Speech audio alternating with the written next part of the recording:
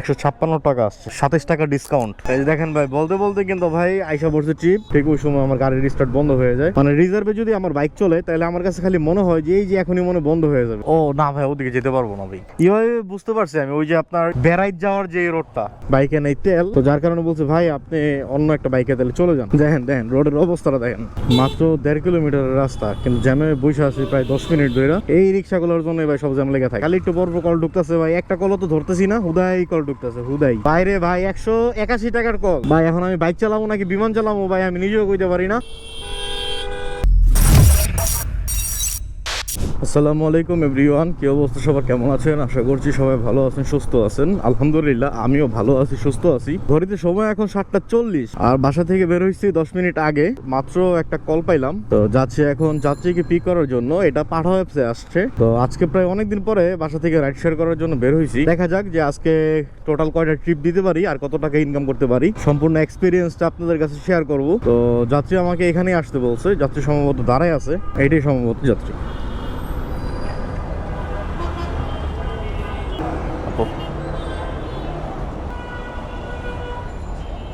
Finally আমি প্রথম যাত্রীকে নিয়ে যাইতেছি ধানমন্ডি 8। তো রাস্তার দূরত্ব আছে 7.5 কিলোমিটার এখান থেকে। তবে অবাক হইলাম যে 7.5 কিলোমিটার রাস্তা পাঠাও আমাকে ভাড়া অফার করছে 183 টাকা, আর সাথে বোনাস আছে 14 টাকা। তো এত টাকা দেওয়ার কারণটা কি বুঝতেছি না। আর গুগল ম্যাপে দেখাইতেছে সময় লাগবে এখনো 17 মিনিটের মতন। প্রথমে দেখলাম 183 টাকা আসছে, বাট বোনাস যে আছে সেটা আমি খেয়াল করি নাই। আমি তো ধানমন্ডির কল পাইয়ে খুশি, কারণ ধানমন্ডির ওই সাইডে গেলে দেখা গেছে যে গুলশানের একটা ট্রিপ নিয়ে আসা যাবে 150-200 টাকা। যার কারণে আমি দ্রুত কলটা রিসিভ করে ফেলি। যাত্রীকে যখন পিক করি তখন আমি খেয়াল করলাম যে সাথে কিন্তু আরো 14 টাকা বোনাসও দিয়েছে। যাক, ভালোই হয়েছে, খারাপ না।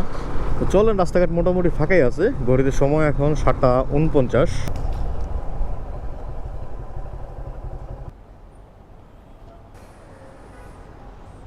$156 টাকা আসছে।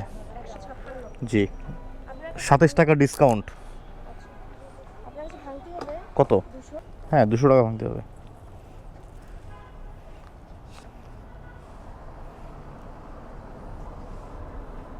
থ্যাংক ইউ আপু, আসসালামু আলাইকুম। বিশাল ডিসকাউন্ট, বিশাল ডিসকাউন্ট। পাঠাও তো এখন খালি ডিসকাউন্ট চলতেছে। 160 টাকা ভাড়া পাইছি। যে আমাকে কিন্তু দেখাইছিল ফার্স্টে 181 টাকা, তো এখন সব কিছু কাইটা কুইটা এখন 156 টাকা পাইছি। আচ্ছা যাই হোক, আরেকটা ট্রিপ পাইলাম এসকেএস টাওয়ার মহাখালী। কেটে দিয়েছে। এখানে হচ্ছে যে 27 টাকা যাত্রী ডিসকাউন্ট ছিল। আমার কাছ থেকে যে কমিশনটা আর কি পাঠাও নিত, সেই কমিশনটা কেটে নিয়ে গেছে, মানে যাত্রী ডিসকাউন্ট দিয়ে দিছে। সেটা পাঠাওয়ার লস, আমার আসলে জানা লাভ নেই। আমি ক্যাশ পাইছি 160 টাকা, এটাই চলবে, সমস্যা নাই। তো ট্রিপ তো আরেকটা ঢুকছিল, কিন্তু সে তো কেটে দিল আবার। পাঠাওতে তো ভাই এখন উড়াদোড়া ডিসকাউন্ট চলতেছে। তো পাঠাও রাইডার কয়েকজনের সাথে কথা হইলো, দেখলাম ওরা সবাই বলতেছে যে ভাই যাত্রী নিলেই নাকি 200 টাকা ট্রিপ নিলে নাকি 50 টাকা ডিসকাউন্ট। কথা তো সত্যি। আমি যেমন 180 টাকা ট্রিপ নিয়ে এসা 27 টাকা ডিসকাউন্ট। তো এটা অবশ্য পাঠাওয়ের লস, পাঠাওয়ের নিজের টাকা দিয়ে ডিসকাউন্ট দিতেছে যাত্রীদেরকে। আসলে তারা যাত্রী ধরার চেষ্টা করতেছে, কারণ তাদের ভাড়াটা একটু বেশি, তো যার কারণে যাত্রী এখন চলে যায় সব উবারে বা ইনড্রাইভে, এই সব অ্যাপসে। তো এটাও তাদের একটা মার্কেটিং। তো ঘড়িতে সময় এখন 8:11 বাজে। দ্রুত আরেকটা ট্রিপ নিতে হবে। কোন জায়গা থেকে ট্রিপ নেই, তো দেখা যাক কি হয়। তো এখন আমি এখানে একটু দাঁড়াবো যে দেখি কোনো কল টল ঢুকি কিনা। এটা হচ্ছে ইবনে সিনার এখানে। এই দেখেন ভাই, বলতে বলতে কিন্তু ভাই আইসা পড়ছে ট্রিপ। 180 টাকা ট্রিপ, 8 কিলোমিটার রাস্তা, 13 টাকা বোনাস। যাত্রী আছে একদম সোজা। জিগাতলার এখানে আছে, আমি কাছাকাছি আছি জিগাতলা। 180 টাকা ট্রিপ, এটাতেও মোটামুটি 30 টাকা তো ডিসকাউন্ট থাকবেই। 8.5 কিলোমিটার রাস্তা। আসসালামু আলাইকুম। আচ্ছা ঠিক আছে, আমি ইবনে সিনার সামনে আছি, আমি আসতেছি। হ্যাঁ ভাই, আচ্ছা আচ্ছা ঠিক আছে ভাই, ওকে। 180 টাকা ট্রিপ, এটা তো কিন্তু ভাই 13 টাকা বোনাস আছে। হ্যাঁ, বনানি যাবেন না ভাই?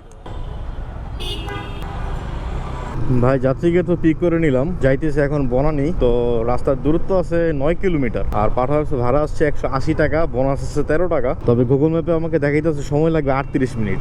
তার মানে রাস্তায় কিন্তু মোটামুটি ভালোই জ্যাম আছে। আর ঘড়িতে সময় এখন 1:16 বাজে। তো আপনারা একটু মিলাই নিয়েন গুগলের যে টাইমিংটা আমাদেরকে দেখায় সেটা কি আসলে সঠিক কিনা। বাইক কিন্তু এখন রিজার্ভে চলতেছে, কারণ কয়েকদিন তো রাইড শেয়ার করতে বেরোইতে পারি নাই, আর তেলও ভরি নেই। তো আজকে যখন প্রথম ট্রিপটা নিয়ে আমি কারণ বাজার পার হই, ঠিক ওই সময় আমার গাড়ির স্টার্ট বন্ধ হয়ে যায়। দেখি যে কোন জায়গা থেকে তেল তেল ভরা যায়। আমি তো আসলে সব জায়গা থেকে তেল ভরি না, কারণ মেঘনা থেকে তেলটা ভরি, ওইখানে তেলটা ভালো পাওয়া যায়। কিন্তু মনে তো হচ্ছে না যে ওদিকে আর আজকে যেতে পারবো। তো যাক, সমস্যা নাই, আল্লাহ ভরসা। রিজার্ভে যা আছে সেটা দিয়ে এই যাত্রীকে নামানো যাবে। বিদেশ থেকে আপনি চলে এসে দেশে রাইড শেয়ারিং করবেন, এরকম বোকামি আপনারা করেন না। কারণ বিদেশে যেহেতু কষ্ট করে গেছেন ভাই, ওইখানে কষ্ট করে কিছু একটা করার চেষ্টা করেন।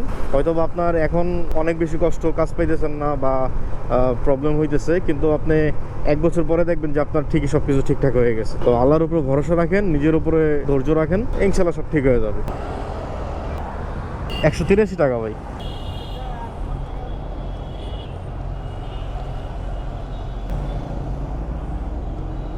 ভাই 83। আসসালামু আলাইকুম। যাক ভাই, ভালো হয়েছে, ওনার কোনো বোনাস টোনাস নাই।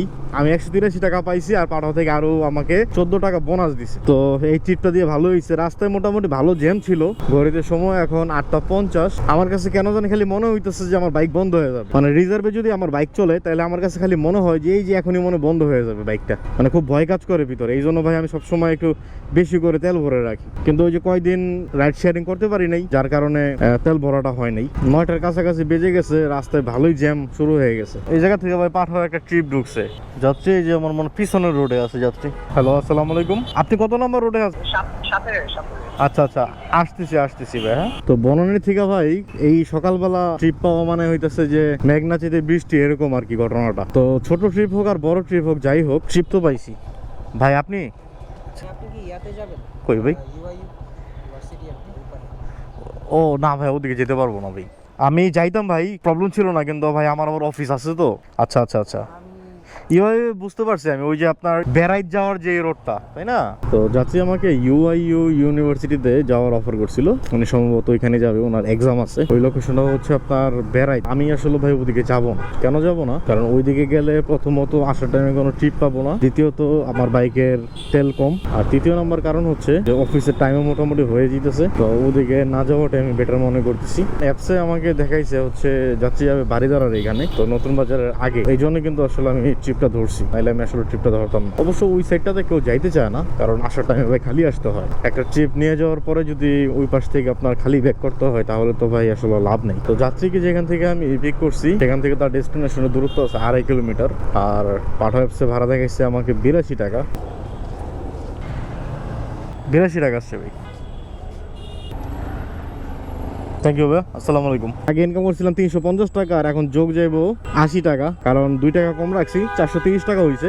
জব খারাপ না। এখন আর এদিকে থাকবো না, একটু ভিতরের দিকে চলে যাব। 70 টাকা কম 500 টাকা, যা খারাপ না। 1 ঘন্টা 10 মিনিট হয়েছে রাইড শেয়ার করতেছি, 430 টাকা ইনকাম করে ফেলছি আলহামদুলিল্লাহ। ট্রিপটা জমে হচ্ছে এই যে এখন, এই যে 9টা-10টা বাজে, এখন ভাই ট্রিপটা জমছে, কারণ সবাই এখন অফিসের দিকে যাবে। আমার অফিসের টাইমটা এরকম একটা টাইম, মানে ভালো কোনো জায়গায় যে আমি বড় ট্রিপ নিয়ে যাব, সেটাও আমি নিতে পারি। কারণ যদি আমার এখন অফিসটা যদি 11টা বা 12টা থেকে হইতো, তাহলে হয়তো বা আমি এই যে ভাইটাকে নামাই দিলাম, এই ভাই আমাকে 300 টাকা অফার করছে, কিন্তু আমি তাকে নিয়ে যাইনি। কারণ ভাই ওইখানে নিয়ে গেলে ভাই আমার আস্তে আস্তে সময় লাগবে বেশি, তারপরে আবার বাইকে নেই তেল, মানে সব দিকে একটা ঝামেলা। তো যার কারণে বলছে ভাই আপনি অন্য একটা বাইকে তাহলে চলে যান, রাস্তাটা পার হয়ে ওই পার থেকে আরেকটা বাইক নিয়ে চলে যাবে। তো ঠিক আছে, চলেন আরেকটা ট্রিপ নেই। ট্রিপ নিয়ে তারপরে আবার ফিরতেছি আপনাদের কাছে। লেকপার তো আইসা বসছিলাম প্রায় 25 মিনিটের মতো, কিন্তু কোনো ট্রিপ পাইতেছি না।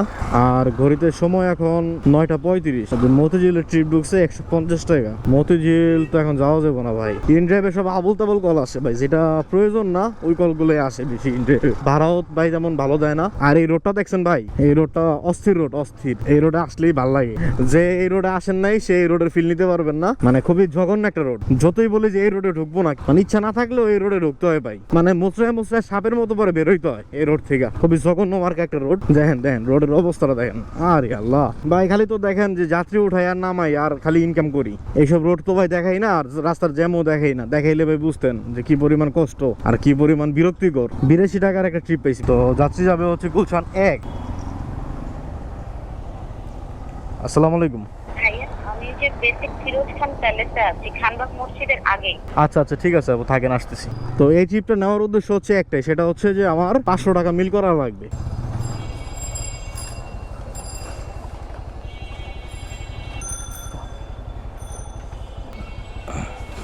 জি শিওর। দেখেন ভাই 500 টাকা মিল করতে যাই কি একটা জ্যামের মধ্যে পড়লাম। মাত্র 1.5 কিলোমিটারের রাস্তা, কিন্তু জ্যামে বসে আছি প্রায় 10 মিনিট ধরে। এই গুলশান একের যে জ্যামটা, মানে খুব বিরক্ত লাগতেছিল। যাই হোক, আগে হিসাব দিয়েছিলাম 430 টাকা, আর এখন এই ট্রিপে সম্ভবত 80 টাকার মতো পাবো, তো 500 টাকা মিল হবে। যাক, জ্যামটা পার হয়ে চলে আসছি এই গেটটায়।